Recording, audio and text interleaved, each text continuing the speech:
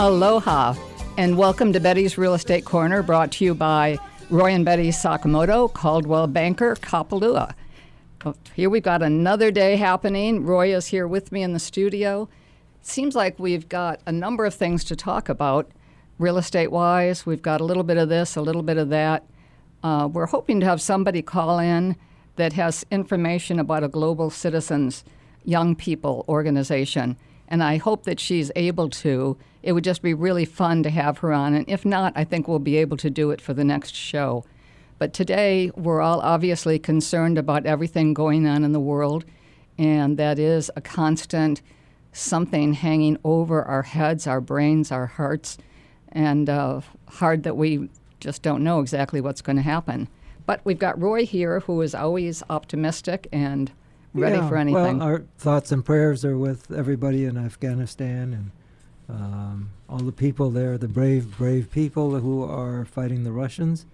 And I still don't understand why Russia is in this, but hopefully we can give more aid to the Ukrainians and get Russia out of there. Well, I just noticed something, though. What's that? We're not on TV like we were before, but Chris Meyer is here in the studio taping us. So it'll be up on our website in a couple of weeks, I think. But the way we're dressed, you got a jacket on, whoa, very efficient, businesslike. Yes. And local boy's got a golf shirt and shorts.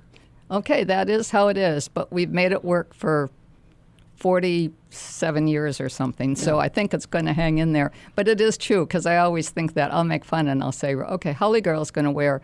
And Roy will say, well, Japanese boy is going to wear slippers and shorts. Yeah, I got shoes on. No. Yeah. Oh, he does. How embarrassing. He'll probably have to change to a slippers when we get outside. Yeah. That is funny. It's funny also that I never think about it. No, it just is what it is. Some days I don't always wear a jacket and a total dress-up business thing. But I like to. It feels good. It feels professional to me when I'm talking to clients or trying to help somebody straighten out something real estate-wise. It just seems good to be professional and businesslike. But I got to say this, nobody in the world is more professional or a better realtor than my husband, Roy Sakamoto, and he can dress however he wants because he is Loco Boy. Local boy.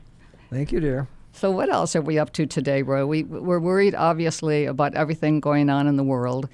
We know that for now, what we've all got to do is just keep our lives going, whether we're buying property, selling property, putting a mortgage on a property, thinking about any one of these things. I think that we all have to just keep managing our world and our lives, raising our children, grandchildren, to the best of our abilities, and keep living, taking care of ourselves. But it is hard. I think there's a lot of people a little depressed, unhappy. I'd say for most of us, I can't watch everything on television all the time right now because it really does bother me. I think Roy has a better ability to let things go. Something will be in my brain and it'll be there all night while I don't sleep. But I think Roy has the ability in the morning to catch me up then on whatever it was that's going on. So anyway, I applaud that for you, Roy. Oh, thank you. There is a lot going on, but there's a lot going on here on Maui. We do personally help a lot of charities here, and it takes a village, as we've mentioned more than once. It does. It takes right now still. There's a lot of people in Hawaii, in Maui, everywhere that are hungry. And when you think of the start of the pandemic and remembering seeing the long lines, and you knew some of the people in the lines and how humiliating it was for them, how embarrassed they were at that time. But I think at this point, we've all got to get over any of those feelings. If somebody needs something for themselves and their children, and there is a way to get help and to accept help, it will make you the better citizen later because you're able to get through a crisis. So there's so many people, but each one of us should do our best with whatever we have. And if we don't have funds to help with something like this, so many people have gone out and done the real work, which is being wherever it took to be sure that things got distributed properly to anyone in need. And I think that's way bigger than someone who's able to make a donation. Yeah, the Maui Food Bank is a very worthwhile charity to support, both financially and physically. It doesn't take a lot of dollars to contribute.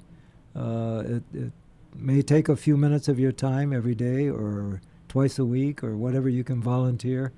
But Maui Food Bank, very, very necessary in our community. Absolutely. And you can see that they've been active at a variety of churches where they've held distribution sites. There's the one in Kahana. I'm trying to blank on the church name. Citizens Bank. Church. Citizens. Yeah. That was perfect. Right. Citizens Church. And they definitely had done a lot to support the community and are continuing to do that. All over Maui. They've set up in Hana, all over, Kahului, Wailuku. What a great charity. As is, say, Halemakua, for instance. Halemakua has helped the community since World War II.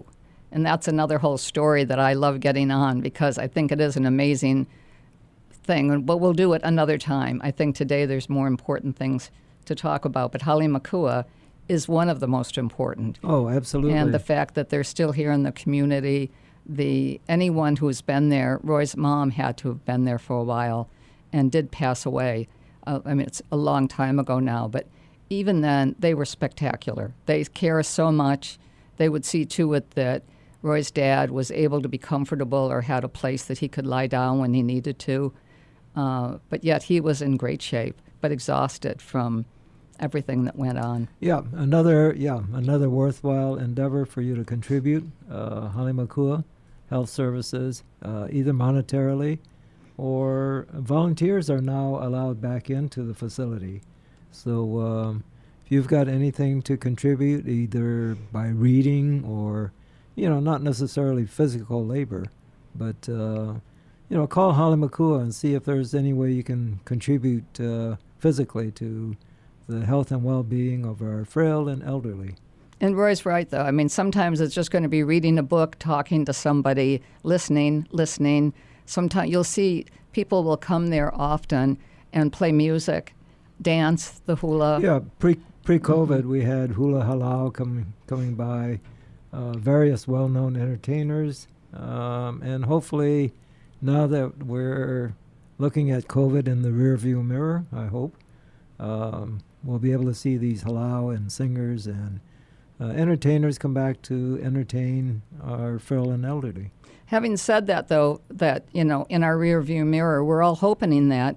But I think I have a mask with me today, and so does Roy, and we're going to try to keep using it from time to time. We don't need to have it on all day, every day, but let's try to protect ourselves and anyone around us, because you know when that's happening, and or at least you think you know, but let's give it a shot. At least for a while, let's continue to protect ourselves and those around us. Stay home when you're sick. You don't need to go out, and whether it's the flu or a cold or COVID, you don't want to spread anything anywhere. So let's take care of one another and ourselves. Absolutely. What do you think? Should we talk a little real estate? Well, why don't we touch on the Global Citizens Initiative as far as the program itself, organized by one of our good friends. Yumi Kawana. Yeah, and fellow Coldwell Banker agent. Yumi Kawana. It was her brainstorm that put this organization together. Which I think is now 10 years plus. It's a few years. And what they do is they take students from all over the world, perhaps 25 or 30 students. For a summer session, it's about a week session. And they were bringing these kids into Harvard University. And, basically working towards world peace, trying to help solve world problems. And it's interesting what these kids, sophomores, juniors in high school, come up with as far as helping to solve world peace, the ecology for the world. Very interesting. Well, the first one they did, Roy's right, was world peace. At least I believe, Right. We've heard a lot of this off and on, so we could screw up the details. But when you think about it, they took let's say 30 kids from around the world, and they were all together. At one point they were at Harvard, and they do Harvard most of the time, and they have a thing there. They all stay at Harvard, live at Harvard, and they've been from everywhere. There has been somebody from Honolulu there a couple of times, but it really is interesting to hear who's been there and what happened. They could be from anywhere in an impoverished nation. Oh, yeah, Japan, Nairobi, South America, U.S., Canada, Yep. of course. The only common denominator is that they speak English. That's But, right. At least fairly good. Right, yeah. And it's been a great, great experience for all these kids. And hopefully as these kids mature and become our world leaders, they'll take this experience and expound on it and help lead us towards world peace like we need it like right now. But hopefully we're laying the foundation with these kids towards future world peace. Yeah, it's really a pretty interesting thing because I think that the kids in the first one, that they were from, again, around the world. And Yumi had mentioned to us one day about a young man because she was talking to someone else that was afraid to go there because she felt like she wouldn't fit in. You know, she wouldn't be smart enough. She wouldn't be this enough. She wouldn't be all sorts of things. But Yumi started mentioning a student that came from one of the African nations that had never been anywhere in the world. And as he got there and was talking to Yumi, who's there always when the kids arrive and through the whole program, you know, he was so frightened. He was looking into the room of kids, and to him, they all looked like they were different, which they probably were. Rich kids. Rich kids. They were, but they weren't all rich kids. But he didn't know that, and he was just so afraid. And she said something to him, and if she checks in with us now or the next time, but it was something like she looked at him and she said, "You just stand up straight, put your head back, your shoulders square, and you walk in there and know in your heart you are as good as anybody in there. And once you realize that, you're going to be a part of this like nobody else will ever be a part of it." And she said he did. She could watch him walk in there and see that he was ready to change anything. And he was a great contributor. And I believe now, like 11 or 12 years later, that he is still contributing to it. I believe he has a master's degree. He's possibly going to law school coming up. And really some exciting things are happening there. Yeah, I think the bottom line to what we're telling you is that we're trying to get a kid from Maui, one or two kids from Maui, involved in this. And it looks like it's going to be too late this year. This year they're going to be in Scotland. What a great experience. And there's scholarships available for a Maui kid to attend a future conference. So hopefully by next year we'll be able to find one or two candidates from Maui, a high school sophomore or junior, and be able to have this child attend this conference. It is a life-changing experience. It is totally life-changing because typically the student will leave wherever they live themselves and head to this conference, probably in Harvard, but it could be at another location. No, sure, yeah. Not sure where it will be That's next right. year. But when you talk to a lot of young people that have never been out of their city or never left, anywhere around their high school, it's a huge thing. It's huge. Oh, totally. So. Absolutely. We So should- anyway, yeah, maybe you can Google Global Citizens Initiative, Yumi Kuwana, and great endeavor.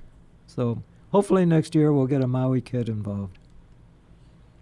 Well, I think we were going to touch on a couple of the, listings. One of the ones that I wanted to talk about, Elizabeth Quayle has a listing in Kaanapali, 2760 Kalepa Place, listed at $2,740,000.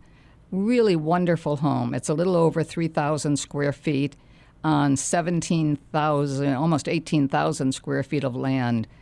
It was, let's see, how old is that? I mean, I think it was completed in 1975, had some remodeling in 2012, so it's somewhat up to date. But it's in the heart of Kaanapali, short walk to the beach, on the golf course. Anything that you could think about it couldn't be a better location. So it's something, if you wanted to give Elizabeth a call on this, her cell phone is 276 6061. Yeah, that's in Royal Kaanapali Estates, which is almost a secret subdivision within the Kaanapali Hillside. It's not gated, but it's kind of a secret place. You go up past the Colony Club, International Colony Club. And so call Elizabeth about viewing that listing. Any ones that you've got there that you think are pertinent for today? Sharon Silva, who's also with our office. Sharon Silva has a listing at 141 Puaniu Way. It's in the Laniapoko area. It's really a 2-bedroom, 1-bath, but it's on 2.5 acres, just about 2.5 acres, with great views. The Laniapoko area, if you're not familiar with it, has awesome views, some real nice neighborhoods. This is in a subdivision called Mahanalua Nui, and call Sharon about looking at this. It's listed at $2,695,000. Sharon's number 808-281-6559, 281-6559. Sharon Silva. Another one that I think is an important building, and we happen to have sold something there for friends of Roy's family, at Opukea. I think it's a great location. This one's listed at $1,195,000, 4 bedrooms, 3 baths. It's almost 1,900 square feet. And I think, again, you can Google that. Ray Chin has the listing, ray at raychin.com. But you could also reach Ray on his cell phone, 808-344-2677. This will probably be sold to a local resident, someone that's going to be living there. But I don't think there's any problem. I don't believe they allow any short-term rentals. But if somebody wants to purchase this, to use it as a second home, it's acceptable. But I think it really is spectacular. It looks in excellent shape. Wish I had already seen it. But again, Ray Chin, 808-344-2766. Yeah, Ray has another great listing. It's 10 Puamana Place. It's in Kahana. It's a 5-bedroom, 3-bath. It's the lot size is a little over 11,000 square feet, which is a little over 1/4 acre. 5 bedrooms, 3 baths. It's listed at $2,800,000. It's just a few steps away from the ocean. You're not oceanfront, but just across the street from the ocean. Great location, and hard to find a 5-bedroom place anymore. This says 5 bedrooms, 3 baths, with an ohana. And so call Ray, 808-344-2677. Ray Chin. Here's one other one, a listing at Halimahina on the ocean, $650,000, 1 bedroom, 1 bath. It's leasehold, but a great location and something that you'd be able to use for a long time. You'd have to, of course, be talking to your agent on this. If you talk with the listing agent, George Nunes, happens to be a Lahainaluna High School graduate. His phone number, 808-385-4665, George Nunes. And he's really a great agent and can fill you in on the leasehold and everything that relates to ownership. So I think that would really be worth talking to George about. Yeah, George is a great local boy, Lahainaluna grad, as is yours truly, class of 1960. Anyway, call George on that listing. And if you're trying to reach Roy or Betty, my number, 808-870-7060. Betty is 808-870-7062. Call us, and whatever your questions are, whether you're looking to buy, sell, or just curious about real estate, give us a call. We can help you as far as financing information, escrow, whatever you need. So anything related to real estate, call us. We're available, pretty easy to reach most of the time, but leave a message for us, or you could text us at those same numbers. And we make ourselves available. And we're in our office quite a bit, so we also will meet with people there. If we can help you figure out what it is that you can work on, to make a purchase. Another great person in our office right now, Ethan Kaleopu. Yes. And Ethan has worked really hard with people and has a setup to refer people to be able to learn how they can get ready to qualify for a mortgage. And since he's been doing this, they've found people homes and got people able to be in a position to buy a home here on Maui that thought they never would. But I think that's really a huge thing for the community. And I think some of them have taken a full year, 2 years in order to actually make it work because they had to pay off debt, clear credit problems, and get in a position to do it. No, and Ethan is an interesting story. Another Lahaina Luna graduate, and about 4 years ago, maybe 5 years ago. 2019. Okay. Yeah.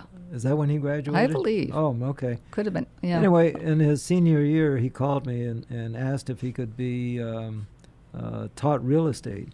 And so I said, well, come on in and let me know why you want to get into real estate. So he came into our office. We sat down, and first thing I asked Ethan was, why would you want to get into real estate? And I figured the typical 17-year-old local kid answer would be, I want to make the big bucks. And what Ethan came back with was absolutely floored me. Ethan said he wanted to help people buy homes. He did, and he lives by that. And that's not a 17-year-old response. And, he's followed through on that. He has diligently talked to a whole host of lenders, has gotten himself a wealth of real estate experience. He's helped buyers from in all age groups and all economic brackets. If you're looking to buy a home in Wailea, or if you're looking to buy a home in Lahaina, Wailuku, Kihei, Makawao, Honolulu. Yeah, He's done Honolulu, everything. Yeah. He works really hard. Yeah, Ethan Kaleopu, and what a nice young man. Nice young man and spectacular Maui family. He's really, really one of the great ones. Yes. So well, we have about 2 minutes. So we could still probably throw one property in if you've got one. Here's one that Mary Ann Fitch, who's a well-known realtor on Maui, one of the top producers. She has a great listing at 995 Anapuni Place in the Kaanapali Golf Estates. It's in a subdivision called Lanikeha. It's listed at $6,300,000. It's 4 bedrooms, 4.5 baths, 3,800 square feet under roof, and brand new, built in 2022. And call Mary Ann, 808-250-1583. Mary Ann is spectacular. We all worked together many, many years ago as part of Sakamoto Properties, and she moved on and did a variety of different things. She had her own company for a while, and she did a couple of really amazing things. She probably does a deal a day, but she will help anybody through her connections try to buy a home. And she's also done a lot for Maui charities. So absolutely. Thank you, Mary Ann. Thank you, Mary Ann. Well, I guess we're ready for Danny Couch, and here he is coming back on. And we do love Danny. Hope he gets over here to Maui. And prayers for Afghanistan. Yes, prayers for the whole world. Aloha. Mahalo.